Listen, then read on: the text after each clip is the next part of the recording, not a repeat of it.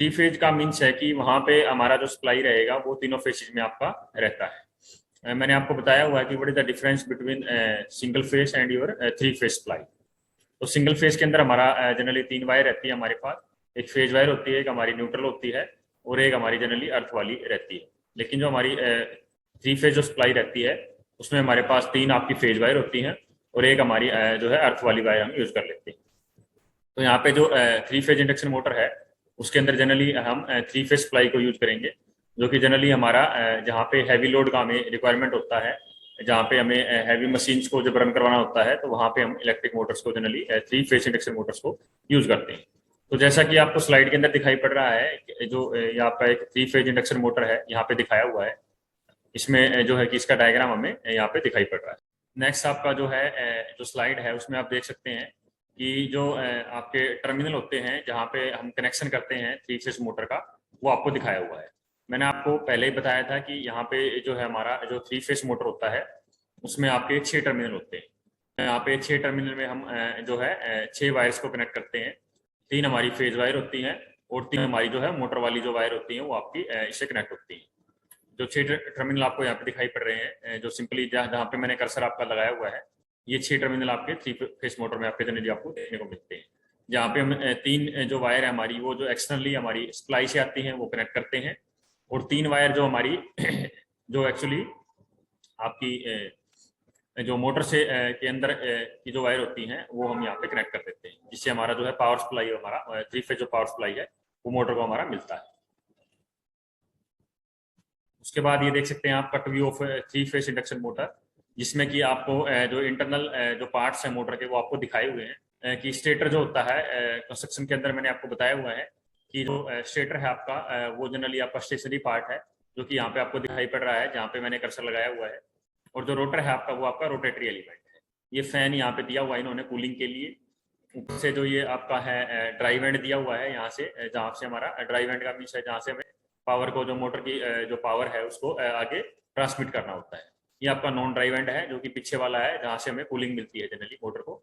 तो ये आपको जनरली यहाँ पे कट व्यू के ड्यूरिंग आपको दिखाया हुआ है।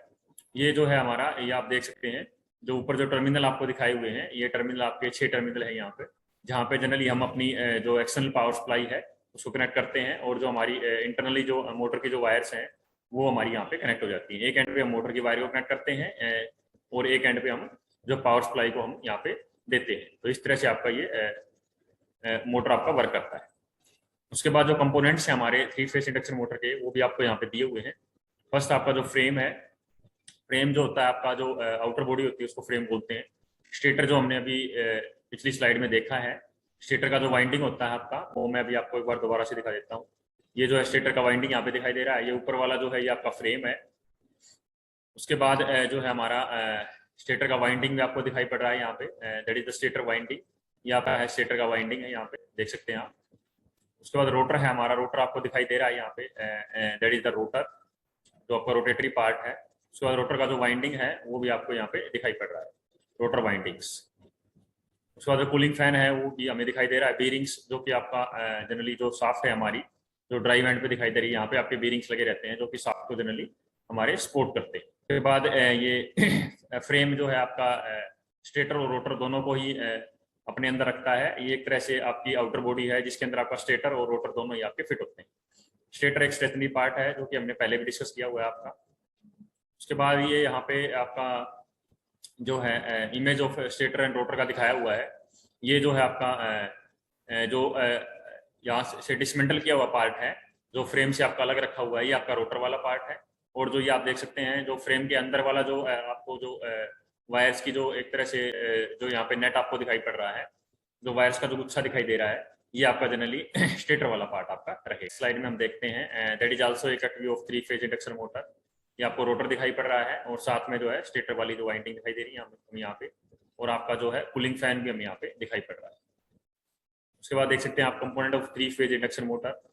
यहाँ पे जो है रोटेटिंग पार्ट है हमारा, रोटर है जो रोटेटिंग पार्ट है। शाफ्ट का जो है शाफ्ट भी के अंदर ये आपका हाउस रहता है, ये जनरली हमें यहाँ पे बताया हुआ है। ये one and is called driving and other is called non driving and. Mechanical load connected on driving end and cooling fan is connected on the non driving end. तो आप देख सकते हैं जो मैकेनिकल का जो लोड है, जैसा कि मैंने बताया था कि आपका जो ड्राइव एंड होता है वहां से आपका जो है लोड हमारा कनेक्ट होता है, और जो नॉन ड्राइविंग एंड है वहां पे हमारा कूलिंग फैन आपका एडजस्ट होता है। ये स्टेटर और रोटर का एक आपको फिगर फिर से दिखाई दे रहा है हमें। स्टेटर जो है आपका ये है जो हमारी जनरली जो कॉपर की जो वाइंडिंग की हुई है अंदर की तरफ, ये देख सकते हैं आप, जो वाइंडिंग्स का एक तरह से जो ये सर्कुलर चैम्बर इन्होंने बनाया हुआ है, ये आपका स्टेटर है। और जो इधर वाला जो पार्ट है जो आपका राइट साइड वाला है वो आपका है एक तरह से आपका रोटर है, और जो लेफ्ट साइड वाला है वो आपका हमारा स्टेटर है। कंपोनेंट अरेंजमेंट आप देख सकते हैं यहाँ पे जो फर्स्ट आपका जो शाफ्ट है ड्राइव एंड पे आपका बीरिंग लगा रहता है, जिसको हम बीरिंग का बोलते हैं, जो कि आपका शाफ्ट को सपोर्ट करता है। यहाँ पे रोटर लगा हुआ है, ये आपकी शाफ्ट लगी हुई है, स्टेटर का वाइंडिंग सही है हमारा, और ये हमारी जो है माउंटिंग प्लेट है जो आउटर बॉडी जनरली जिसको हम बोलते हैं। तो इस तरह से हमारा जो है कंपोनेंट का जो है अरेंजमेंट आपका रहता है in case of electric motor. Overhauling position में मोटर को आपको दिखाया हुआ है। उसके बाद है stamping of 3 phase induction motor. Stamping of 3 phase induction motor, ये आप देख सकते हैं स्टेटर आपका ये दिखाई पड़ रहा है आपको, आयरन की जो आयरन का स्टेटर है हमारा। ये कंडक्टर आपको दिखाई दे रहे हैं, यहाँ पे शाफ्ट आपको दिखाई दे रही है, रोटर कंडक्टर आपको दिखाई दे रहा है, एंड रिंग्स आपको दिखाई दे रहे हैं। ये रोटर की कोर है जो आयरन की बनी होती है, जो रोटर की कोर है वो आपकी आयरन की बनी होती है। स्टेटर की जो योक है वो भी आपकी आयरन की जंग की बनी होती है आपकी। और ये आपका कंडक्टर दिखाई दे रहा है, रोटर कंडक्टर जो है। एंड रिंग्स आपको दिखाई दे रहे हैं, एंड रिंग्स जो आपको सपोर्ट करते हैं आपकी वाइंडिंग्स को। तो बिल्कुल सिंपली यहाँ पे इसने समझाया हुआ है कि कैसे कैसे हमारी जो है मोटर के अंदर आपका जो है पार्ट्स हमारे सिचुएटेड होते हैं। टोटली इनको स्क्वायरल केज मोटर आपको दिखाई दे रही है यहाँ पे, स्क्वायरल केज मोटर। उसके बाद वाइंडिंग्स जो है हमारी वो कैसे आपकी कनेक्टेड होती हैं। जो स्टेटर की जो वाइंडिंग होती है वो जनरली स्टार कनेक्टेड और डेल्टा कनेक्टेड होती है हमारी। स्टार कनेक्शन मैंने आपको बताया हुआ है कैसे कनेक्ट होता है आपका, और डेल्टा कैसे हमारा कनेक्ट होता है। तो स्टेटर की वाइंडिंग आपकी स्टार कनेक्टेड भी होती है और डेल्टा कनेक्टेड भी होती है। स्टार कनेक्शन में जनरली हम क्या करते हैं, एक कॉमन न्यूट्रल पॉइंट पे ही सारे पॉइंट्स को कनेक्ट कर देते हैं। कॉमन न्यूट्रल पॉइंट होता है हमारा एन, उस पर हमारा जो स्टार कनेक्शन के अंदर हम उसको कनेक्ट करते हैं। लेकिन डेल्टा के अंदर क्या होता है हमारा, डेल्टा के अंदर हमारा न्यूट्रल पॉइंट नहीं होता है, उसके अंदर हम अलग अलग हम हमारे जो है तीनों फेसिस को अलग अलग पॉइंट्स पे हम कनेक्ट करते हैं। लेकिन स्टार में हम क्या करते हैं, हमारे तीनों फेसिस को एक कॉमन न्यूट्रल पॉइंट पे हम कनेक्ट कर देते हैं। इस तरह से हम कह सकते हैं कि जो स्टेटर है हमारा वो स्टार कनेक्टेड भी होता है और आपका डेल्टा कनेक्टेड भी रहता है।